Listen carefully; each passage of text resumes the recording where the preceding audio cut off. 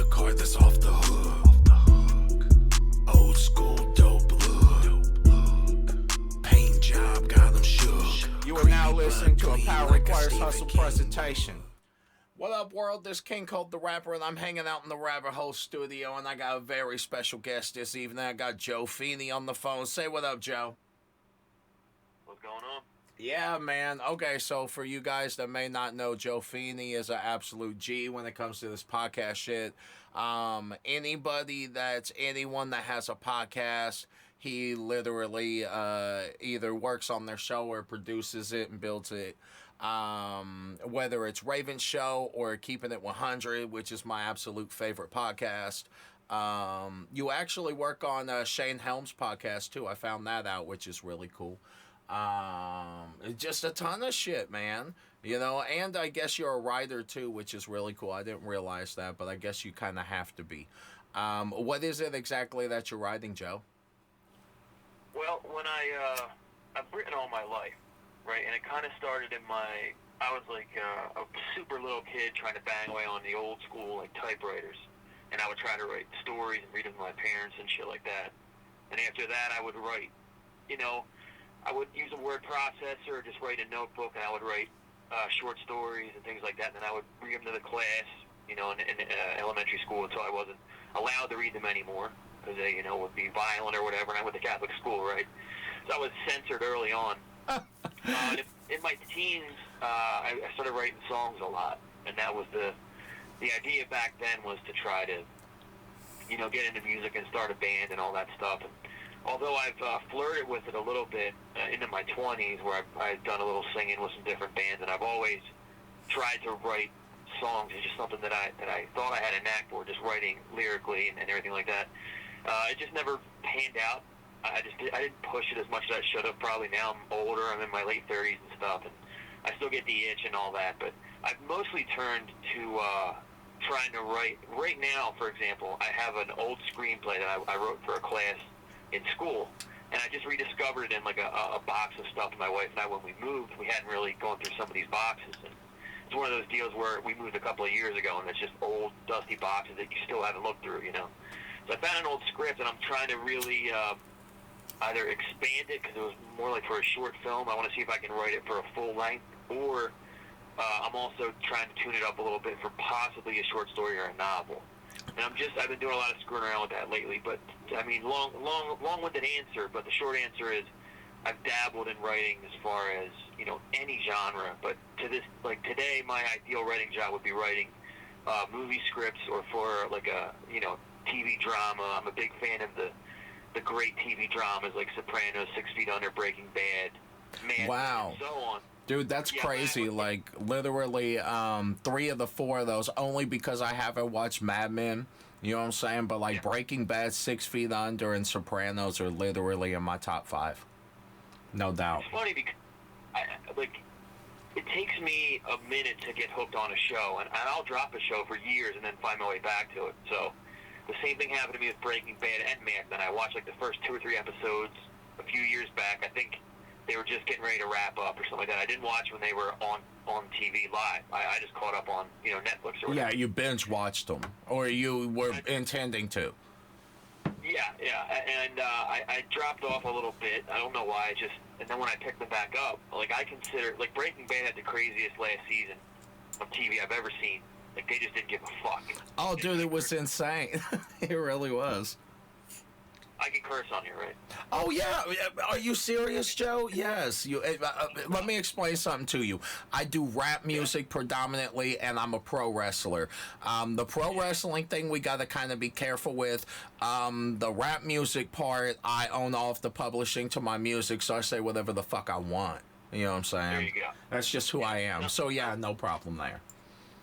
Sometimes I'll do that, and someone will be like, whoa, you got to watch it. And I'll be like, oh, I can't curse on your shit. I'm used to saying whatever. But anyway, in Mad Men, when I finally started to watch it, I go back and forth, what the best show ever is. But I think that some of those episodes of Mad Men and the long-term storytelling and all that was some of the best I've ever seen. Up there with Sopranos, which shared a writer. I don't know if you know that, but one of the... Wow, I didn't know that. No shit. Yeah, his first project after Sopranos ended was Mad Men. And one of the other Sopranos writers when The Sopranos ended. He went and did Boardwalk Empire. Yeah, So that Boardwalk's great. Phenomenal. Yeah, but like I said, long-winded answer, but I think my ideal writing job now, if I could find a way in somehow, or whether it's going to take me writing my own dramatic pilot, or would be to be in a writer's room for a serious TV drama. Serious TV cable. Yeah, that's cool, man. Yeah, it definitely. I hope that for you. Really, I do, man. I know Dick Wolf started out with just nothing but a dream and built an absolute empire off of just his ideas that he would jot down about things that would influence him throughout his life. And then he built fictional writing around, what would have theoretically been, very realistic storylines. I mean, really, a lot of Law and Order's storylines are pulled straight from headlines anyways of real life shit that's impacting us and has people, on edge anyway. So, no, dude, that's awesome. I 100% didn't know that about you, and I'm really glad that we did this interview just for that, you know what I'm saying? How would you ever consider getting into writing pro wrestling or like dealing with any of the backstage storyline type bullshit? When I started all this, I went back to school in my early-ish 30s to mid-30s, and I kind of got sidetracked and haven't finished, but I wasn't one of those guys who did really well in high school and then went right to college. I was kind of a fuck-up, and I just worked and fucked up at school and partied and whatever, and hung around colleges, but didn't necessarily go, So later on, as I was like a warehouse manager for a couple of years, and jumped from different warehouses to different warehouses, and I had, different full-time jobs, and the years went by, and I was like, this sucks, man, this isn't what I want to do with the rest of my life. Why did I fuck up, So I decided to go back to school, and I was, in a long-term relationship at that point, getting married, and that was a motivation to, like, get your shit together. So I went back to school for what was going to be probably an English major, and then I would transfer somewhere and get some sort of degree in creative writing or screenwriting or writing for television. And I took my class for a couple of years. I did well. I got Dean's List once, and it was going good. And I started doing the podcast. I started doing my podcast, Creative Control, and that led to eventually doing Konnan's show, and then that led to working on a bunch of Conrad's shows. And all these things kept adding and leading to newer gigs to the point where I started Creative Control Network. And now I have like 12 shows under my umbrella, and then I started doing radio. The reason I'm saying it is all these things, it became, rather than I'm going to school and I'm podcasting on the side, all the podcasting and producing and editing and hunting for sponsors and everything became a full-time job, and it kind of overtook school. So I meant to take a break from school about a year and a half ago. It's extended until now because I've been so busy. And so I mean, but that's ideally that's what I was supposed to do, was go to school for writing, and I think I wanted it. That's why I started the podcast. I was going to try to make connections and see if I could lead the writing for television degree along with wrestling connections into maybe a job in wrestling. But it's been over 5 years of doing the different podcasts and stuff, and although I had some good connections with guys like Konnan or Bruce Pritchard or Shane Helms or whoever, I've applied for WWE positions. I've never heard back. I've never interviewed, and I've thrown word to people that I know at AEW saying if there's ever anything, blah blah blah. So I've tried to dip my toe in it. It just hasn't quite happened yet. And to be honest, at this point, all these years later, when a few years ago I would have called it chasing the dream. Now it's kind of like I'm losing my interest in wrestling to the point where I'm not even sure if it would be a job that I would want. Man, I feel you on that. Really, I do. Like, I do this thing where I'll work for, I call it hibernating.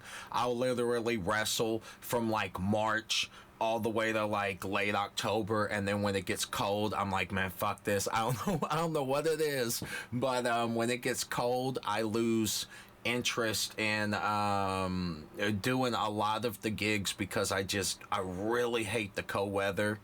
And I feel like the winter it's just so killer on wrestling. It makes it almost impossible to book any kind of event. I do the same thing with the rap music, man. When it comes to winter, I don't release anything. I don't plan video shoot. I don't plan concerts, nothing, because like the weather is so damn unpredictable, especially in Evansville where I'm from. It's like, man, they'll predict something and then it'll be a 23-degree difference and there's 6 inches of snow on the ground instead of rain. Like, it's really volatile and ridiculous. So like, man, I take hiatuses away from stuff all the time just to make it so I don't stay I stay fresh, you know what I'm saying? I always have something new going on, and if I take that time away, I can pop back into the game with like a new feud, or maybe spark up a O1, or, you know, maybe start a new tag team. There's a lot of things that you can do if you give yourself time to build and like kind of recuperate and kind of take in everything that's happened to you, you know? Yeah, I hear you. So, I mean, I don't know if the opportunity would ever be there. It's certainly something I would consider if it came up, but it's not as important to me as it once was. At one point, it was like, I was really into it.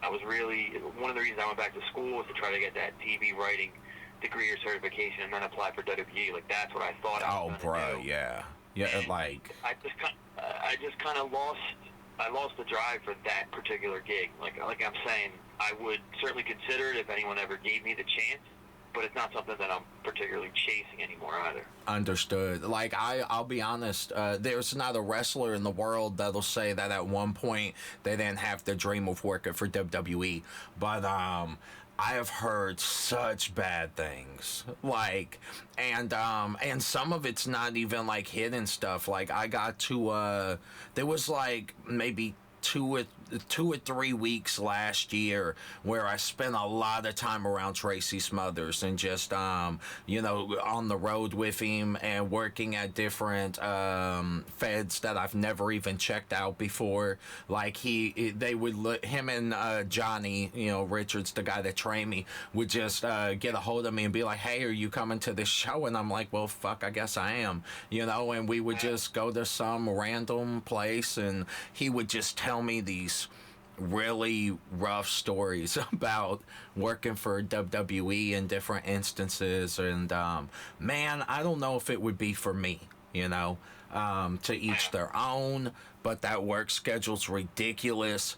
I heard that they do some weird shit, like I you know, occasionally here and there will smoke pot, and man, they really come down hard on some of those guys for doing that. And and that's just outrageous to me. Like, literally, some of these guys will set aside money that they're paid for when you know, they get randomly piss tested because they already know they're going to fail. And I heard through the grapevine it's like a $10,000 fine, and bruh, that is rough just to get high. Yeah. For sure. Yeah, dude, that's right. And I mean, it's legal in so many states, and I understand, you know, there's some situations that have popped up. The RVD Sabu thing, you know, immediately pops into my brain, and the shit that happened with Jim Dugan way back when pops up in my brain too. But I think they had coke too, so that might have been a different deal. Yeah. But different era and stuff like that too. Plus, when you think about that, it was Jim Duggan and Iron Sheik traveling together when they were feuding. Oh yeah, that's true, and that was before the whole so that was a whole nother deal. Yeah, they broke that third wall. I forgot all about that. Good call. See, Joe, you know shit. That's why I like talking with people that are like fundamentalists of wrestling, and that's funny too, because you've actually never wrestled, have you? No, I just, I screwed around in my teens. I think that's around the time when, like, the backyard wrestling videos were coming out, or you would see it on 2020 or whatever. Yeah, I know a bunch of those dudes. Like, Pondo, Kevin Candy is a really... I mean, I've interviewed him, and I've worked in, like, a dozen locker rooms with him. I would say he's a friend of mine, you know what I'm saying? He had a lot to do with backyard wrestling, the games, getting off of the ground, and... you know, just, yeah, like, I was definitely into that shit, too. So you did the backyard wrestling stuff? Yeah, some friends of mine in our neighborhood, we did it and taped it and stuff. The tapes still exist. Oh, that's money. You've got to let Disco and Konnan fucking do commentary on that damn video, bruh. I put up like one or two clips. A lot of it's just not very good, but it's fun to look back at with your friends and stuff. I think that I didn't have the discipline to go to wrestling school and stuff, and I don't think I would have. It's tough to explain. I think much like today, when I'm falling out of love with the idea of working in wrestling at all, if I ever had the opportunity, I don't think I would have pursued it because I was falling out of love with it with wrestling, as you know, WCW and ECW closed and all that. But oh yeah, that was super brutal for me too. I look at some of the stuff that people have access to now. Like these days, like if I was a teenager in 2020 and my friends and I wrestled in the backyard and filmed it, it could be up on the fucking internet in a day. You know, back then we just had VHS tapes that we played for each other, and we didn't know how to take it any further. Yeah. I mean, things could have turned out differently depending on, you know, what access we had to what technology and everything. Unfortunately, back then, you know, we didn't. You had your backyard wrestling tapes. You had your guys from Jackass doing that stuff and figuring out how to get it out there. But I don't know, we just didn't do that. We just kind of wrestled, kept circulating the tapes amongst ourselves, had some fun, partied, whatever. But I looked at schools a couple of times, and it was probably something I never really took too seriously. Although at this point, you know, as I'm getting, like I said, in my late 30s and stuff, and I look back there to some regrets and everything, I do wish I would have given it a shot. And to this day, I still would mind going out and taking a bump or two just to do it and say that I did it. I mean, look at it like this, okay? There's a laundry list of people that have been in wrestling and physically wrestled that really had no reason to. One of them is you know, Johnny Fairplay, which is actually he's a really awesome human being. I was going to book him to appear in one of my music videos, and the date clashed, and oh man, we had something really cool lined up for him, which I actually saved the idea for when we get the chance to work together, which is just super surreal for me. But anywho, like, he had a bunch to do with TNA, and he wasn't exactly a young dude when he got into wrestling. He just happened to you know, had catapulted in from the whole Survivor thing, and you know, I don't know. Paige was, you know, an older cat. You know, he had been around wrestling the whole time, but like, dude, he didn't break in until he was, you know, I think he was 36, 37. Man, he might have been 43, 44 now that I think about it. He might have been older. So, like, dude, if it makes you feel any better, when I broke in, the first 2 years of my career were actually the funnest parts of my career, and everything else has been kind of like chasing the dragon. So, like, if you do break in, and you're courageous about it, and you really put in like the time to like work the different indie spots, and like, you don't have to jump in there with fucking you know, Kamala first match, you know, baby step into it, and like, you know, be taught the fundamentals. Like, really, Disco could teach you to throw a punch if anyone could. Like, literally, his punches are probably some of the best in wrestling. He doesn't get enough credit for that shit. He really doesn't. And his swinging neck breaker is actually, in my opinion, the best swinging neck breaker in wrestling. And that's not being a fucking mark. That's just telling you that to do a swinging neck breaker and time that perfectly with your opponent is almost impossible. Like, in the indies, they do the fucking grab your head, turn it over, okay, buddy, on 3, 1, 2, 3, down bullshit. But like, to do a swinging neck breaker and land it correctly, it's really hard to do. You know what I'm saying? And you see the botch videos of Van Hammer fucking it up real bad, and like, really, that's not on Disco. That's 100% on Van Hammer, in my opinion. Yeah, I always thought he went on underappreciated, and I thought that before I ever was on Keepin It 100 with Konnan. Oh, 100%, yeah. Watching him grow it up, I really thought that. I mean, really, I looked forward to watching him wrestle. Like, I liked him. I liked Buff Bagwell a lot. Konnan, obviously. Like, dude, those mid-carder dudes were awesome to watch. Chris Benoit was great. I don't give a fuck what anyone says. Like, dude, there were a bunch of guys that were really really awesome dudes. I like Dean Malenko. I thought his lack of a gimmick was actually really fucking cool at the time. Right. Which they kind of put on Goldberg and gave him that rub later on, and it worked great for Goldberg. You know what I'm saying? Still working to this day, apparently. Who is? Goldberg. He's going to wrestle for the belt, isn't he? Oh, I guess. I mean, whatever. He's one of those dudes they bring in, like, for, like, the Saudi Arabia shit. Yeah. And I guess they bring him in for Mania here and there. I was under the impression that his match with Undertaker was not terribly great. But, dude, they did wrestle in, like, 108-degree weather, so who the fuck would even do great? You know what I'm saying? Like, that sounds horrible to me. I do my fair share of outdoor charity shows, and a lot of times the ring is literally set up all day while you do the schmoozing with the media type thing and meeting all the fans and their babies and all this stuff. Dude, by the time you get into that ring and you take that first bump, you feel like a goddamn grilled cheese, bro. You hit that apron and it literally, like, you almost smell yourself cook. It's absolutely painful. So, like, you kind of gotta plan the whole match around not actually falling. You know what I'm saying? You just work the crowd hardcore and take it outside and try not to hit the asphalt. And but, dude, wrestling is a beautiful thing, Joe Feeney. It really is. If you decide you want to get into wrestling, man, you have the right people around you.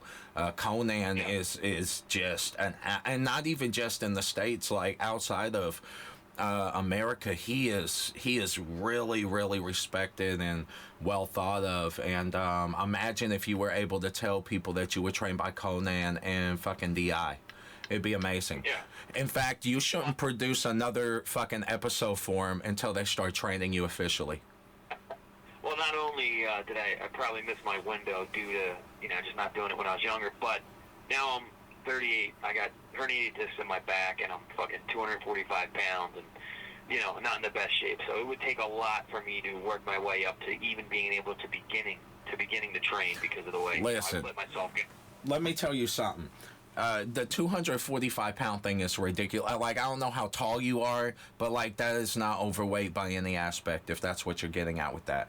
Or maybe you're getting at that you're underweight or just not in shape. Either way, 245 pounds is normally, like, dude, that's kind of small for a wrestler if you think about it. I don't know, maybe not. Some independent dudes are really little. Not anymore. No, not anymore, I guess. I don't know. I mean, when I broke into wrestling, I was the only student in the class that's real shit. The two guys that trained me predominantly was Scotty Wolf and Johnny Richards, and they ran me to fucking death, man, because I was like a fat kid. I wasn't outrageously fat. I think I was 225 pounds or something like that. Not crazy big, but, like, I mean, I wasn't little. But I mean, now I'm like, I think I'm 285 or something. I'm 33, but I ironically, I work in a warehouse all day and, moving fucking boxes, pallets. We're a repurposing plant, so we, like, deal with recycling plastic and shit like that. And, bruh, that warehouse life will wear you the fuck out 6 days a week. Just moving shit all day, man. Especially if you're in a building where you don't even see what the outside world looks like. Bruh, literally, my building isn't even temperature controlled, the part that I work in. So, like, it stays cold, and I literally don't know what time of day it is if I don't look at my phone. Like, hours go by, and the temperature doesn't change because it just stays steady, cold as fuck. It's really rough, but it's my favorite job I've ever had because I'm left alone to my thoughts, and I literally plan out the most genius business strategies, or, like, I'm going to interview this person, or, hey, I need to edit this that way, or I need to work with this person, or, it's just outrageous the different things that you can think of to expand your creativity if you're just left alone to your own thoughts without the insecurities of, hey, does somebody have to rely on me, or do I have to do this for somebody? 8 hours of uninterrupted your thoughts is a beautiful thing. It really is.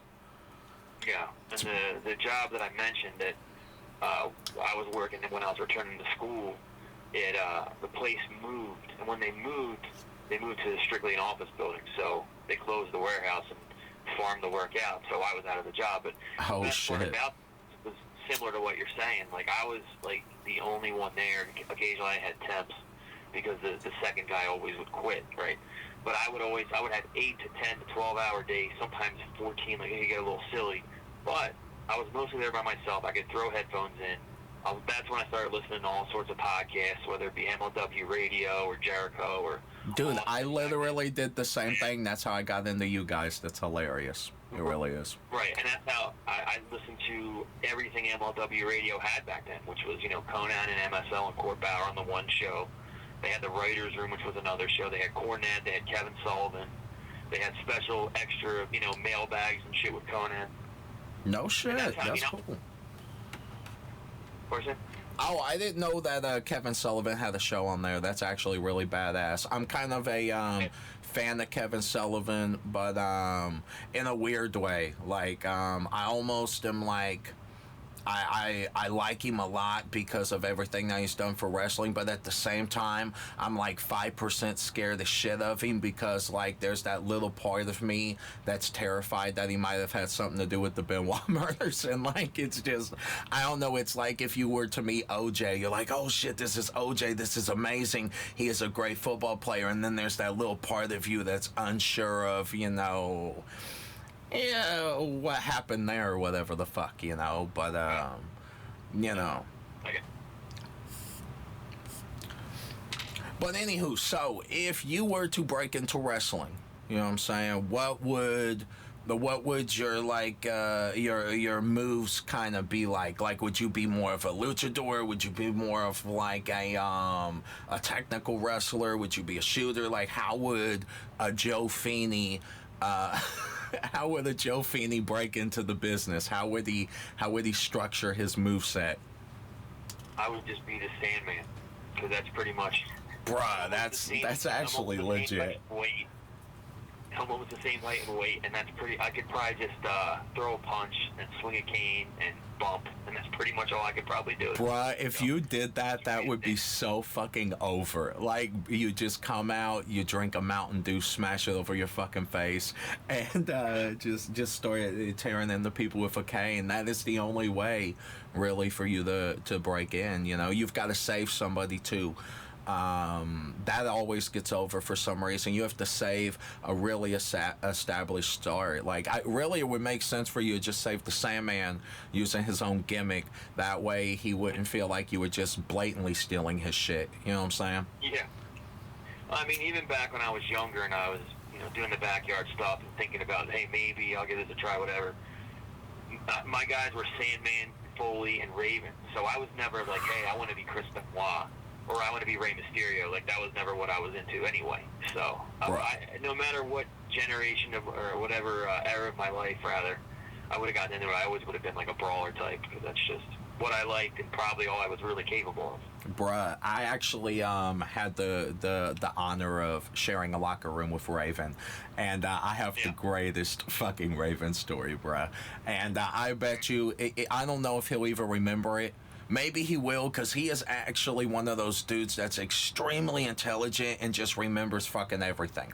Also, you have to ask him, for me, what investments he made, because he said he made a lot of good business, investments, and I'm particularly interested in knowing if that's like stocks or cryptocurrency or what that man did. He doesn't have to say what exactly, but man, I'm wanting to know, like, what it is a Raven would even think to invest in, or if somebody, like, gave him the rub to invest in, like, Bitcoin really early, and now he's just outrageously wealthy and can walk his fucking dog all day and not do shit, no obligations anyways, But anyways, so... A lot of those guys, when the WWE first was on the stock market, a lot of them got WWE stock, and depending on when they sold it and stuff, I know, you know, several guys made a good amount of money off that when they finally sold it. Wow, I didn't even think of that. I'm not saying that's responsible for whatever wealth he's got, but that could be a piece of it too. He might have done well with that. And, you know, guys that he's buddies with, like obviously Disco's very smart, Sandman's very smart. You never know who could have thrown him a bone as far as stock advice. Could have been Cyrus, could have been anybody. Oh yeah, Cyrus is a extremely intelligent person. Ironically, I was thinking about how smart he was today because I heard the like whatever his entrance theme is that Daniel Bryant uses now. I forgot what the fuck it's called. Something Valkyries or something like that. Cry of the Valkyries or something. Anyways.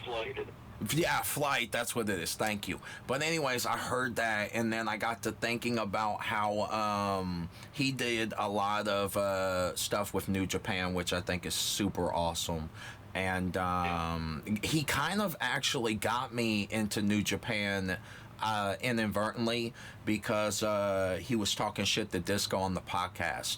And then I was like, man, who is this cat? And then I researched him, was like, oh, dude, he's Cyrus the fucking Virus. And I popped huge, man, because I loved ECW.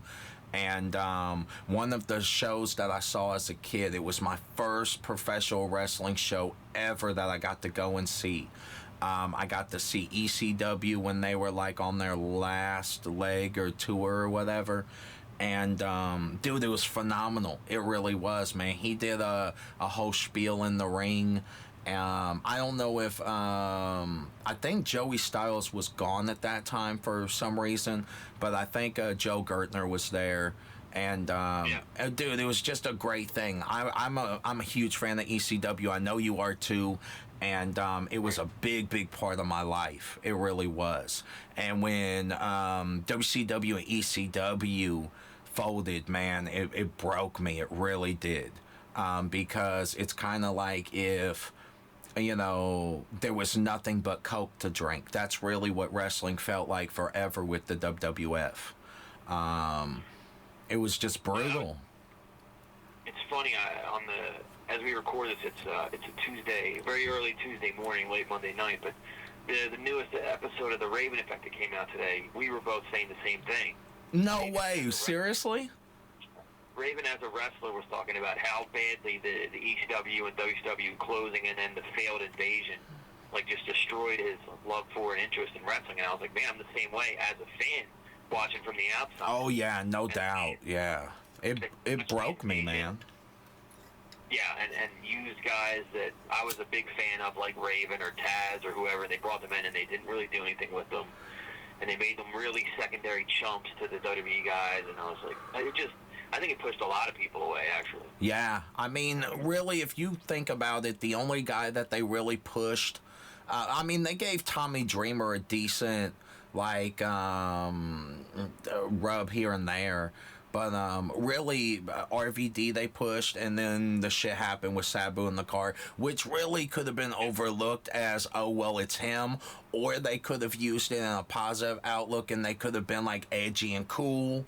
Like, if that would have happened during the ECW days, they would have, it would have been all over the goddamn hotline. You know, call in today and see which ECW star went to the pin. You know, were they kicking and screaming? Who else was in the car? Was Francine in the trunk calling out? You know, whatever the fuck. They would have made money off that shit, you know, because it was cool for them. But, dude, WWE is so, I don't know, man, they're not in the loop of what's cool and trendy, you know, even 10 years ago. Nonetheless, now, bruh, those storylines are fucking brutal. Like, the stuff going on with, what they're doing with fucking Lana and all that stuff is just, it's just uncomfortable. You know, Bobby Lashley deserves better than that.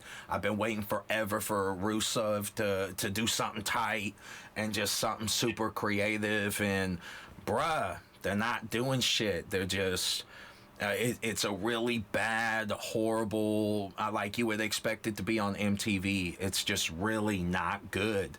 And I'm not willing to sit through so much of that to get to, like, a match. Like, dude, I don't want to sit through all that storyline bullshit.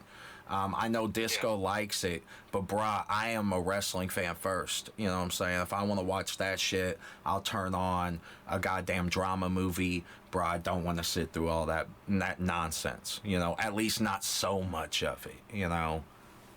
It's funny how quickly it turned around for me, because I was just down in Orlando 3 years ago for WrestleMania weekend, and I didn't go to WrestleMania because I was down there. Actually, the way I finagled it was I spent 2 or 3 days around all the wrestling events. So I went to see the first Something to Wrestle With live with Bruce and Conrad.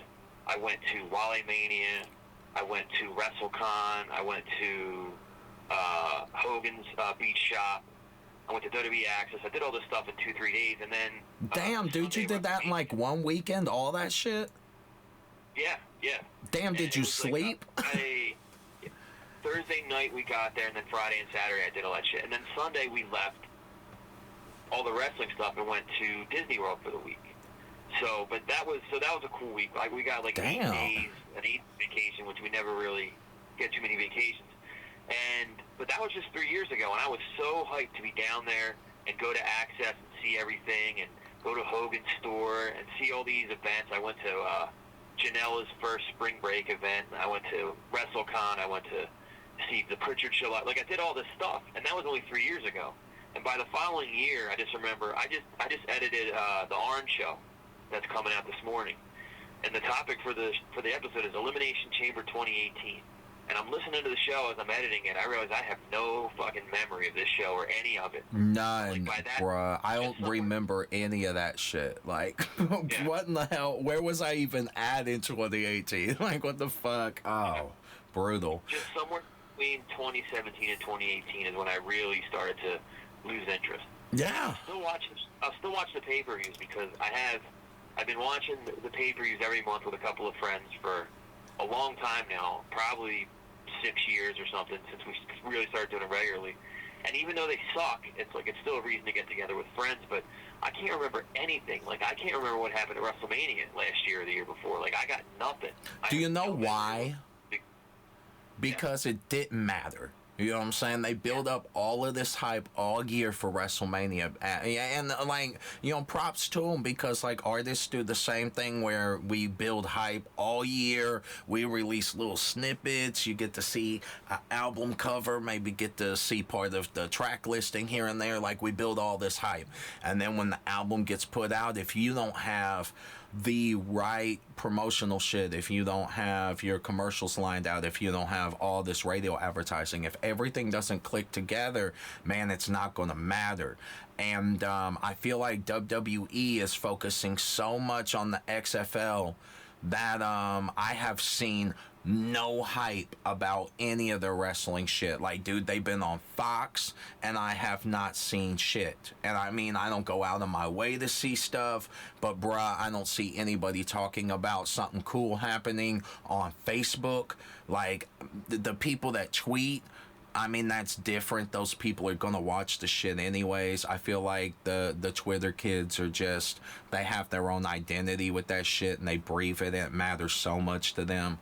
But with normal people, man, you don't hear, like, the people that you went to high school with that aren't wrestling fans. They don't happen to see something on TMZ and they're like, yo, did you see that The Miz, you know, got into this car accident that fucking sucks? Like, dude, they're not relevant like they should be.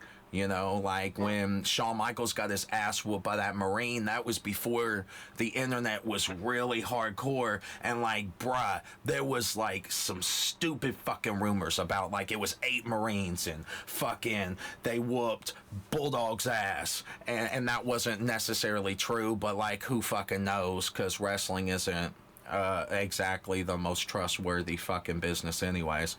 But dude, it's just a crazy thing, man. A lot of wrestlers that are like portrayed as like super badasses, you know, necessarily wouldn't be outside of wrestling, if that makes sense. You know, like, I've been a bar bouncer in my life and was for 10 years, and like I just don't see that, you know, people that are like have a physicality about them and carry themselves a certain way. I don't see that in a lot of wrestlers, you know, outside of the wrestling business, if that makes sense. without Yeah, being well, disrespectful to any of them. You know what I'm saying? I think a lot of the older, and it's funny because they say the median age of WWE fan who watches Raw and SmackDown is like over 50, right?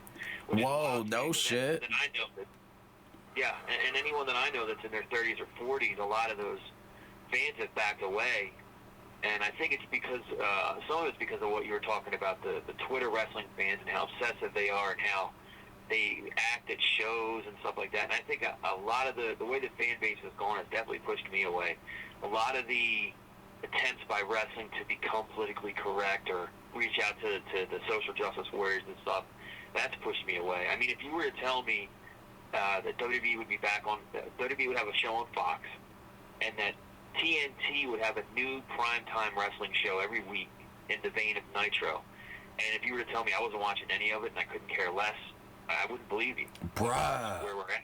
Joe, Like, I don't care. like that's exactly where I'm at in the world too. Like that is some crazy Twilight Zone shit that you said it like that. Cause man, Yeah. like I haven't watched a single episode of AEW, and dude, I hope with every ounce of my soul that like their show's great and it's profitable and like it's great, you know, and it does good. But man, I can't bring myself to know all of the smoke and mirrors of the business and then to like binge watch it like that. Like, dude, I'll check out maybe 15 minutes of wrestling a week. I'll listen to your podcast. I'll catch some clips of Raven stuff. I'll check out Heezy stuff here and there.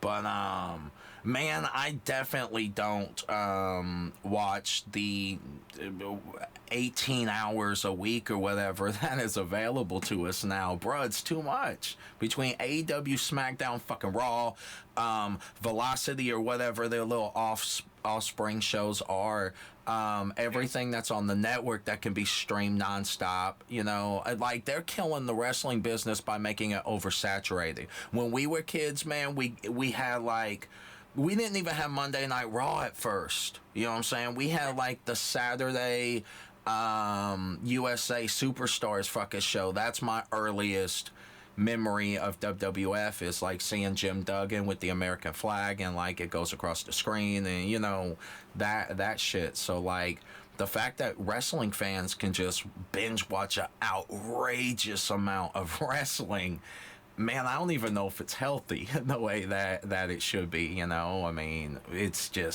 too much. It really is. And then you got dudes like the Kenny Omega match with Moxley. Like, I had to watch that crazy ass shit.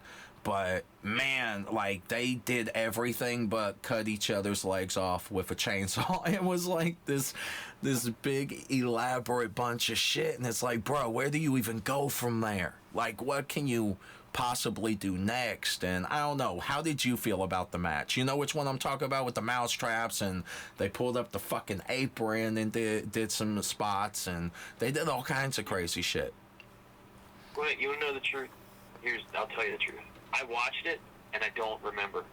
I swear to God. Like, I know I No watched shit. it. I remember the mouse traps a little bit, but it's not like I could, you know, think about, you know, Foley versus Orton, or, you know, Cena versus Lesnar had some great matches, or back in the day you think about Hogan, Savage, whatever. I remember those matches, you know. I watched Moxley versus Omega, and I'm a John Moxley fan, and I don't remember. Yeah, dude, they just did too much shit. You know what I'm saying? They did too much shit. And I don't know what it is about AEW's pay-per-views and their show, but it doesn't affect me the same way that WCW did. And I know it's like supposed to be in the vein of WCW, but there's a big difference between like Kevin Nash, Scott Hall, and Hogan, and goddamn Young Bucks and Cody Rhodes. And nothing against them, but like, bruh, like it's just, I don't know. It's just not the same. Like Diesel and Razor were like those cool dudes you looked up to. And when I actually met Razor Ramon, he was the coolest motherfucking dude ever. It was at a JCW show. He was 100% sober. And this was in the day. But, like, he showed up to work ready to go. And, dude, he looked great. He looked just like he did in fucking WWE and WCW. And, dude, it was just one of those crazy things. And, like, I don't look at Cody Rhodes in the same aspect that I would Hulk Hogan in any way, shape, or form. Like, and man, they've got Tony Khan money, so like they should be able to at least home grow, build some kind of colossal monster that they can use as like, yo, this is our big dude. You know what I'm saying? This is our huge guy.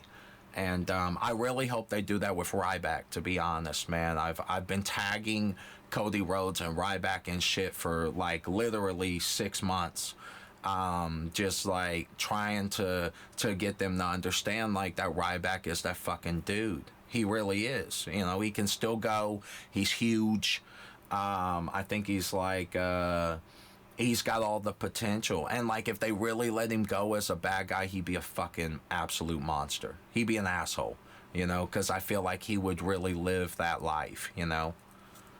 I don't know what their relationship is, but I know when Ryback was on Keepin It 100, he mentioned something about getting legal advice from Cody about a trademark or something, and I was like, oh, they talk like that. Oh, yeah, because it was the thing where they were going after Ryback's trademark for the entertainment aspect of it. And that's super shady because that's been like his shit forever.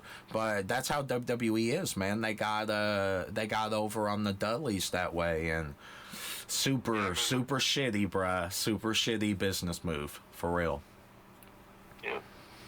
But you gotta be careful. Like, I've got a contract that I was sent in January, and it's been chilling in my email, and every once in a while I'll bring it up and I'll look through it, and I'm not really in a time constraint one way or another where it expires. But it's a 4-album contract, and like for 2 weeks I was like gung-ho, I'm gonna do this. And then I just got to thinking about, do I want to have my art directly attached to this this entity that I can't control that will do whatever the fuck with my music? Like, do I want to risk having one of my songs end up in fucking Trolls 3 or whatever? You know what I'm saying? Like, there's no telling what kind of shit could happen. Are you a comic book fan, Joe? Yeah, not like hardcore or anything, but I have my little collection of you know, titles that I enjoy. I'm not like that well versed on it, but there's certain things that I do read and enjoy. Oh, I mean, I'm not going to ask you to quote scripture on the shit, but have you heard what's going on with DC? No. Okay, so the people that publish the company that actually publishes the DC Comics aspect of it became under review because DC got picked up and bought and merged with AT&T. And AT&T wants to use like the Justice League, Batman, Superman, like their entities for different advertising shit related to their cell phones and, you know, different merchandising stuff. But they openly said that if the next branch of DC Comics don't do good, that they're going to close DC indefinitely and stop publishing comics. Oh, wow. No, I hadn't heard that. How have you not heard that, Joe? Oh, fuck. I should have sent you... I almost sent you a link to it, but I didn't know if you give a fuck. Because I know Disco is a mad hater on comics. And Konnan doesn't like a lot of shit that's nerdy. He's like superheroed out, which is fair because, man, those Marvel movies, I literally haven't watched one since Civil War. Because, dude, they just cram so much bullshit in there that doesn't matter. It's like, fuck, dude, I don't even care that Quicksilver was in this fucking movie because I saw him for like 4 seconds. You know what I'm saying? He ran for like 18 seconds, and that was the whole spot. But I don't know, man. It's like, you know, they had Dave Bautista in the Infinity Wars on the poster, and I don't recall actually seeing one single clip of him in the fucking movie, but I know they paid him for it, which is hilarious. So I don't know, man. They're doing dumb shit with their money. You know what I'm saying? And the movies aren't incredibly good, but dude, I really, really am into comic books. I love them. I've collected them and sold them for years, and I don't know. I couldn't imagine. Like, it's like when WCW closed and it affected wrestling that bad, dude. Could you imagine DC closing and then there's only Marvel? You know what I'm saying? Like, and I mean, there's always like little independent stuff like Image and, you know, that type of shit, you know, but like really DC and Marvel are like the two household names in comics. And dude, it would just be a shame for DC to stop printing books. Especially not just for the artists that are going to lose their jobs, but local comic book stores are going to lose a third of their fucking money, bruh, every week. That's brutal. Yeah. It's fucking really brutal. What kind of comics you read or have you read, Joe? Like, what did you, as a kid or, you know, a young adult or a nerdy ass old person like me, like, what do you like to read? When I was a kid, I was a big Venom fan and Carnage. So Yeah. I would read anything that had Venom and Carnage in it. Some Punisher, some Wolverine. And then I kind of fell off for a little while. And Walking Dead actually brought me back in. So I read all the Walking Dead. That led me to reading Preacher, and I kind of stick with that kind of stuff. Like, I read a lot of Image books. I'm looking over at my little shelf here. Like, I have some Joker comics. Some of the other titles are Postal. Southern Bastards is a good one. Yeah, the fuck it is, yeah. Yeah. Fatale is good. So a lot of Image stuff, but it was really The Walking Dead that brought me back in, and I wound up, you know, obsessively reading that whole run basically up until the last year or so. Man, I did the exact same thing. I don't know what it was, but like about a year ago, I stopped fucking with it. And dude, that is predominantly like the books that I sell on my eBay store right now has been Walking Dead because they ended the series, and it's really hot right now. And I don't know what it was, man, but it got to where, I don't know, I got to the part where, fuck, I don't even remember where I was at with it. I don't know, I was deep into it though, but I fell out of love with it. It was right after they found Princess, actually, was what it was. I don't know what it was. But I was just like, man, I didn't get to the comic store that week, and then the following week, it was an insanely hot book that was fucking gone, and dude, that was it for me. I don't know what it was, but I fell out of love with the whole thing. But yeah, man, I actually really liked Walking Dead, and that got me back to the comic store in a recurring aspect every single Wednesday for a good, I don't know, 7 years there. And then I just was like, fuck it one day. I don't know if I fell behind on bills or, oh, I know what it was. I was going through like a trademark lawsuit thing, and I owed my lawyer like an outrageous amount of money, and it didn't matter that I was paying him back over time. I didn't feel great knowing that I owed my lawyer a bunch of money if I was going and spending, because I wouldn't just go and spend, you know, 30 or 40 bucks. I was spending like $600 a week on comics, and then I was flipping them online, so I was making money off of it. But it got to the point where I was really getting ridiculous with my collection, and I was holding on to more of them than I was selling. So it just, bruh, it got ridiculous. My basement is full of fucking comics still, and I just been kind of getting rid of them here and there, and at the same time reading them. I went back and I'm reading through Uncanny X-Men, which is a great series, and I like anything Wolverine too. You said you like Carnage and Venom. Those are definitely on my list. I love Punisher. Like, dude, that's just really dope, Joe. I really feel like you like a lot of the same shit I do, and that makes you cool people. Do you partake in the Iranian tobacco, bruh? Not as much like a year ago, I was looking for ways to de-stress, basically, and I had stopped. I didn't want to take antidepressants or anything like that, so I was looking for another way. And I started smoking again, and it had been years. And actually, when I was younger, I was the guy that would smoke. He'd be there, we'd be partying, and he'd be like, oh, sure. But I wasn't into it enough to bring. I was never the guy that had, but I was the guy that would partake. Oh, you would go to parties and Snoop Dogg other people's shit. You know what I'm saying? Yeah, but I mean, really, like, I was like, you wouldn't have to worry about me because I would be like 2 hits, and I would be like, all right, I'm good for the fucking night. Oh yeah, yeah, man. 2 hits was that lifestyle, man. I can't tell you the last time I was a 2-hit human being. It's been a minute. It has. But so last year I went to a friend and I bought like a bowl for the first time in forever, and I was smoking a little bit with that, and then a friend was like, yo, get one of the vape pen things. So I did that a little bit. I don't know, maybe I've never found the right kind. I don't know what it is really. Like I'll be a social smoker here and there, but it's just not something that ever really completely grabbed me. Really? That's crazy. What's up? Oh, I mean, that's just crazy because I don't know, you assume, a dude is wrapped up in wrestling as deep as you go. And what's crazy about it is, I don't know if you know this, but you're actually really highly regarded by wrestling fans. Like really you are. Like, Conrad is really highly regarded.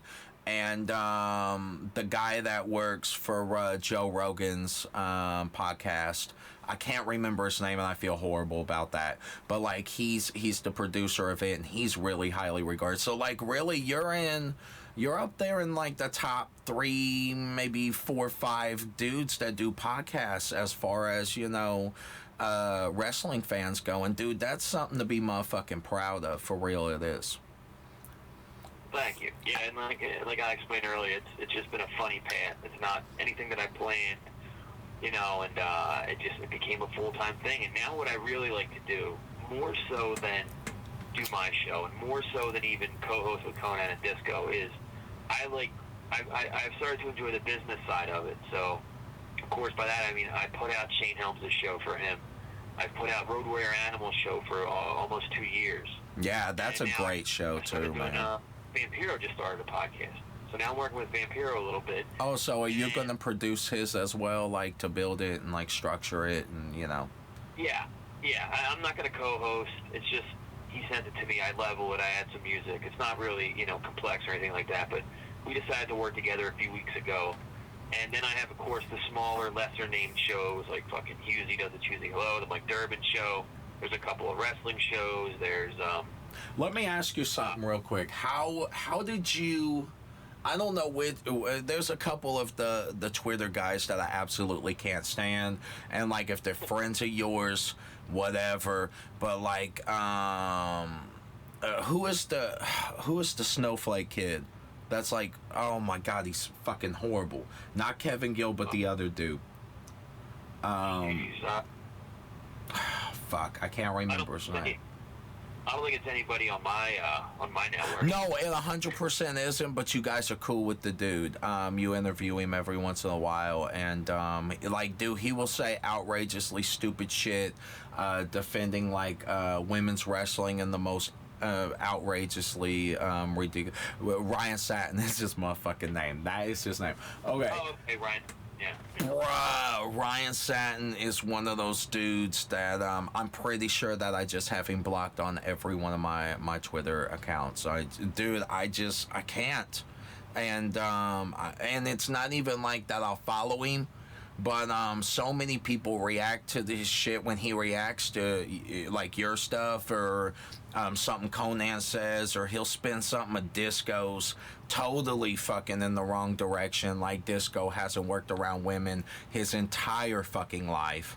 You know what I'm saying? And Disco couldn't be in the position that he's in his nightclub, or the position he was at in WCW, if he didn't respect women. So I feel like a lot of the shit that's chauvinistic is kind of a work with him anyways.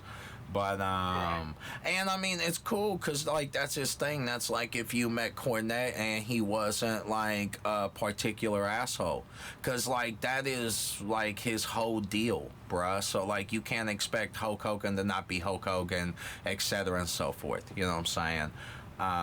But dude, Ryan Satin like rubs me the wrong motherfucking way. I feel like some of the things that he says, not only are they incorrect, but like dude, they're volatile. And he goes after people for doing things that he thinks are volatile, and he makes it even worse by like not letting it just die. You know what I'm saying? Like if it bothers you so much, like turn the motherfucking head and let it be what it is, not throw gasoline on it and then complain that it is on fire. You know what I'm saying? Yeah, he and I didn't get along at first. I can't remember what started. Like he was on Konnan's show, and then I asked him to do mine, and he said no. And that wasn't where it started. That wasn't where the heat necessarily started. But I would see people crack jokes at his expense on Twitter, and I would like just hit the like and not think anything of it. And I guess he took that as like I was coming after him, or I was taking personal shots. You were taking their side, you know, and yeah. And so for a while, like he had me blocked, and if he was going to be booked on Konnan's show, I couldn't do it. He wouldn't respond to me. Like Konnan would have to ask him. Like he didn't want anything to do with me. And then for our Christmas episode at the end of 2018, like it was like the Christmas miracle. Like Joe and Ryan Satin made up, and now they follow each other. But we're not. That's we're by no means friends or whatever. But oh, that's tremendous. I've learned to be cordial with him. He's been cordial with me. I even congratulated him when he got the WWE gig, and I mean, look, that's cool. And like, if the kid's that passionate about motherfucking wrestling, and he like, I mean, that's great. Like, that is a Christmas miracle. But just because you start working for WWE doesn't mean you're not a fucking douchebag. And just because you're friends with Joe Feeney, the entrepreneur, does not mean that you're not a douchebag. Because a lot of my friends are douchebags, and they know who the fuck they are. But dude, it's just, there's a couple. Who is the most famous person on Twitter that has you blocked? Jerry Lawler has me blocked. Can you talk about it? Why? Baron Corbin has me blocked. Jerry Lawler has me blocked for a good reason. And I was a little, before I got like on any of the major shows or involved or whatever, I was a typical wrestling asshole on Twitter, so I used to take shots at Ryback all the time. Seriously? Why? What did you say? Yeah. What did you say to Ryback? What the fuck did he do to you? I can't remember. I just didn't like him during that first run. And then eventually when he started being like the bully gimmick and stuff, I really grew to appreciate him towards the end. Hold up, so you liked him when he was an asshole? Yeah. Okay, cool, whatever. And we're good now. I think there might even be one of my shows that's going to work with his supplement company and all that for an ad. So. Oh, that's legit. Yeah, I'm super hype about hearing more about his supplements. That's real shit. You should send me some links to that shit when you start promoting it. I'm gonna check that out for real. Okay, I will. And Baron Corbin has me blocked because I hated him ever since he's been around. I still hate him now. Oh, dude, he's horrible, man. Oh, God, fuck. Everything they do with that motherfucker is, cringy. Horrible fucking TV, bruh. Horrible fucking TV. I think you can actually, I said before, hey, somewhere in between 2017 and 2018, I fell out of love with wrestling. Well, I think if you'll see that somewhere in 2017, they started featuring Baron Corbin pretty heavily. Bro, that doesn't even make sense, though, because he has that hair like Venom is fucking running away, like sliding off of his face. You know what I'm saying? He had that fucking hair that just, that scraggly-ass fucking wrap for hair. And now he's like a bald, taller, non-athletic ass Kurt Angle type creature. Yeah. Well, it's funny because people, like I said, there's a little Twitter buzz now where people are like, no, he's a good heel.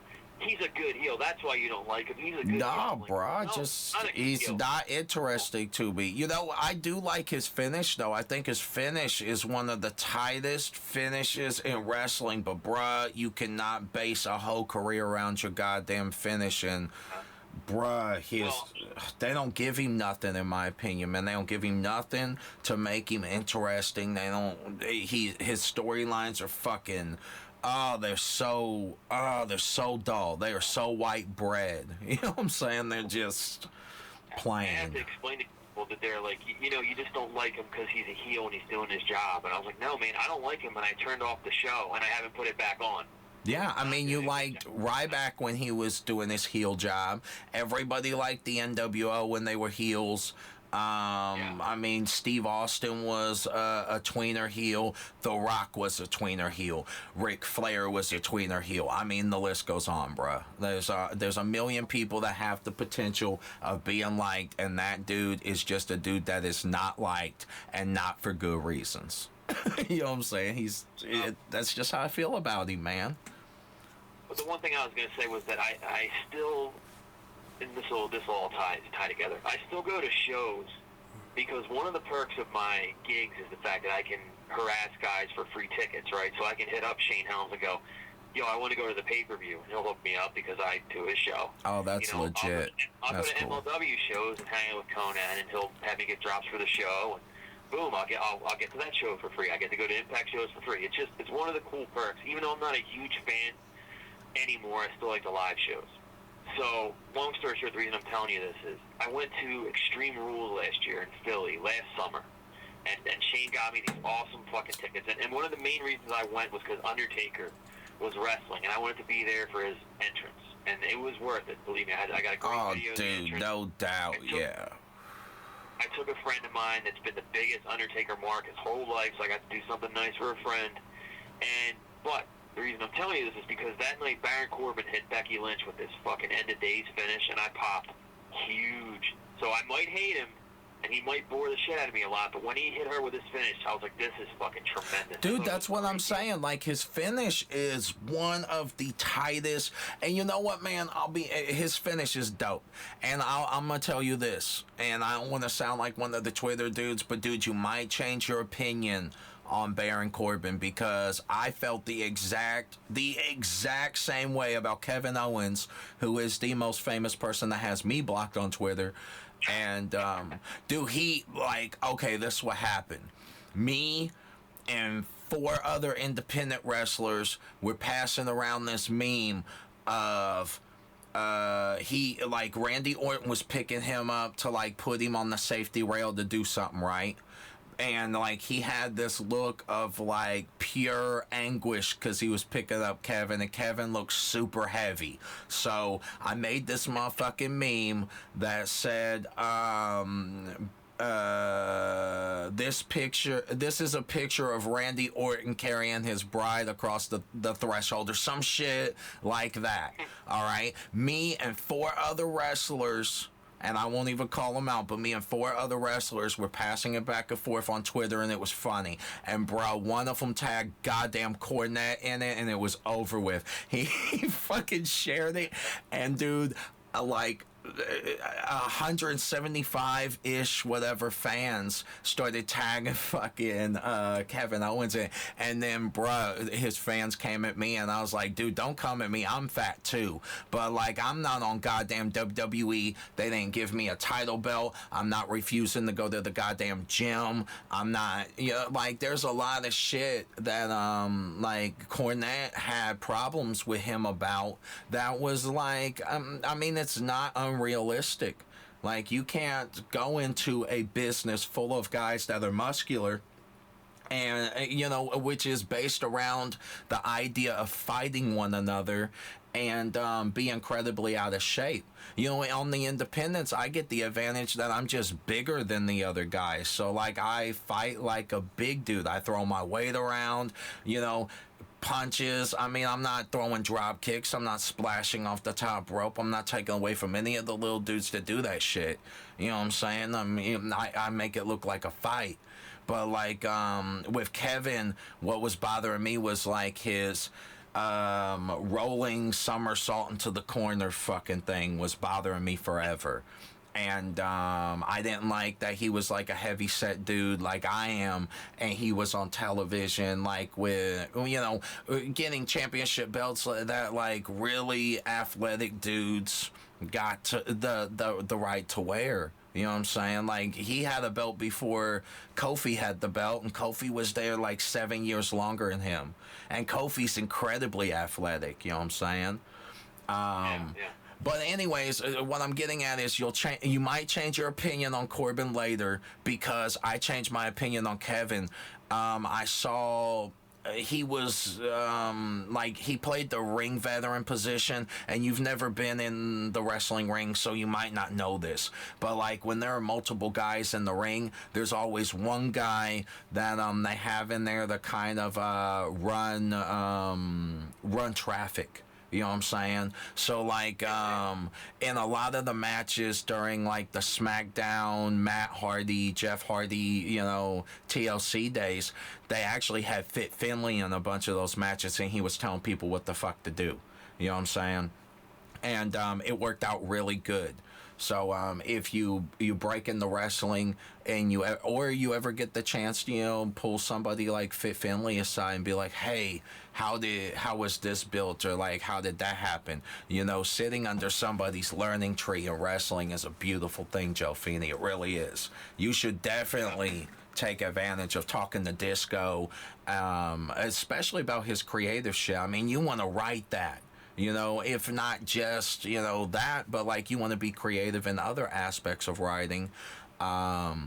Disco's actually a really funny dude and has come up with some really great shit. Like the Invisible Man thing, I think is the funniest fucking thing that I've ever heard in wrestling. Like literally the funniest thing I've ever heard. And I really wish that they would have done a, like he did this alien invasion fucking thing where he was gonna have like antennas pop up on Tony Schiavone's fucking head and like all this weird shit, like aliens were taking over the set. And I was like, if they would have done that with Halloween Havoc or something, that would have been in no way more ridiculous than the shit that they did with Scott Steiner and Chucky the Doll or whatever the fuck, you know, whatever that bullshit was. So, I don't know, man. Some of the shit Disco comes up with is absolute genius. Even if he's just being a funny fucking heel about it. So, definitely fucking pick his brain for information in that regard. And Konnan's been in television shows and shit. Like he was, you know, he was insanely popular in Mexico with that bullshit. So, dude, like daytime drama and shit, wasn't it? It was like soap opera shit, wasn't it? I think he did some soap operas, yeah. Yeah, I think he did, yeah. And that kind of gave him like that heartthrob shit that got him over super well. And I mean, he looked like a goddamn bull at the time. He was just huge. Like, I mean, early 90s Konnan was fucking chiseled out of stone, and Andy was flying off the top rope, which was crazy dope to see. Like, dude, that was insane. Like, I thought he did the Max Moon character a lot better than the white dude did. Nothing against white dude, but I don't even remember the white guy's name. I don't even remember who he was. Paul Diamond. No shit. Man, Joe Feeney, you were a motherfucking scholar with this shit. You really are. But you know, it only goes to a certain point. Like I said, I can't even remember the WrestleMania card from the last few years. But, so, dude, that's like, not your fault. That's their fault. You know what I'm saying? That's their fault that it wasn't memorable. Yeah. Yep. What was the last big match that you remember actually making an impact in the WWE's universe outside of it? You know what I'm saying? Probably Undertaker Brock. Yeah. That was it, bro. Rhonda coming in was oh, yeah, that was cool, but, like, what have they done with her? She wrestled the goddamn McMahons. Like, she wrestled fucking Stephanie and Triple H. Fucking why? Like, dude, every time they do something cool, they have to be in the fucking middle of it. I'm surprised Stephanie isn't wrestling Charlotte and fucking making her put her over every fucking night. Like, because that would be some bullshit that you would see them doing. You know what I'm saying? It's like they... I don't know, man. Some of the people that they bring on, they don't do shit with. And like you said, I feel like they did more with Raven and with RVD. But, dude, they didn't do a lot with Taz at fucking all, in my opinion. Not like they could have. He was a goddamn monster. But, dude, a lot of that goes to... the WWF guys not wanting to work with outside people or the new guys. Like, I know Jericho going in had a lot of problems. Big Show going in had a fuck ton of problems. Taz, the big problem for Taz was a lot of his moves were dangerous suplexes. And I knew, even as a kid back then, knowing that Taz was coming in, thinking to myself, like, Rocky ain't taking a T-bone suplex. Fuck no. Only on a video game, would he? That's the only time you'd see Rocky taking a T-bone fucking suplex. There's no way. And dude, I was a huge fan of Taz's suplexes and like all that shit. And dude, I just knew. And yeah, I 100. And dude, I also didn't see a bunch of the guys putting over his like submission move. You know what I'm saying? And when I saw that Bill Alfonso wasn't going with them, I knew that was it. Because, like, I feel like Bill Alfonso with Taz and Bill Alfonso with Sabu and RVD is just that whole thing. You know what I'm saying? And I don't know if there was some heat there. I know Bill Alfonso was actually a referee for a long time. And actually, you know what's crazy? Bill Alfonso was the referee in that match where Bruiser Brody sat down on Lex Luger, if I'm not mistaken, in the cage. Yeah, Tracy Smothers said that Bill Alfonso literally had no fucking idea what to do. And there was no convincing Brody to do a goddamn thing. And I think that's the most thugged out thing I've ever heard in wrestling. Aside from The Undertaker being like the locker room leader or whatever the fuck. And kind of bullying dudes into doing the shit that... Not really even bullying, but definitely being aggressively persuasive with making sure that motherfuckers do what they're supposed to do, you know? And I mean, sometimes you gotta be that way though. Joe Feeney, every locker room in the business has one, if not 10 of those fucking dudes, you know? And and every clique in the locker room has their own guy that you kind of gravitate towards, that is like your dude, you know? Like the guy that I always find myself talking to, sitting next to, is Tracy most of the time, if one of my trainers aren't actually there. Right. And I don't know what it is, man. I broke into the business in 2010. I started wrestling in 2006, but really got all into it in 2010. And, man, even to this day, I only take outside bookings through companies they're okay with. And I always ask them permission for this or that. And I ask them, their opinions on things. Because I think that not only is it a respectful thing, but, dude, it's incredibly important to, like I got hit up by somebody from NWA Power, to like somebody that did their podcast or somebody that had something to do with it was asking me questions about it and how I did this and that and whatever the fuck, right? And I hit up one of my trainers and I was like, hey, do you know anybody at NWA? Who in the fuck is this person? And he was like, man, I don't know anybody from there, but that actually sounds like somebody that, and it turned out that he told me that like the Chili Peppers or the fucking the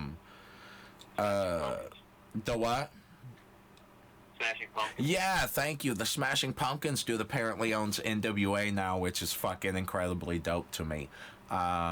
He is a dude that I'm definitely 100% okay with owning a wrestling entity. Are you into NWA Power? How do you feel about it? Like, without burying your possibility of ever working there.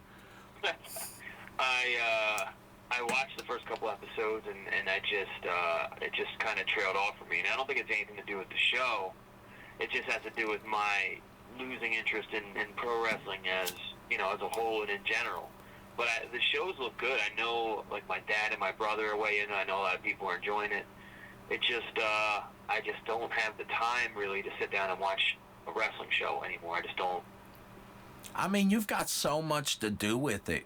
It's like I don't feel the same. No. I feel passionate about it, but in my way. You know what I'm saying? Like, in the way that affects me as an individual, like the physicality of the wrestling, or like the storylines that I'm physically doing, or they outweigh whatever the fuck is going on television or cable or whatever. What I will say is I do know a lot of what's going on because I do listen to the podcast. I do kind of stay in the dirt sheet loop or whatever.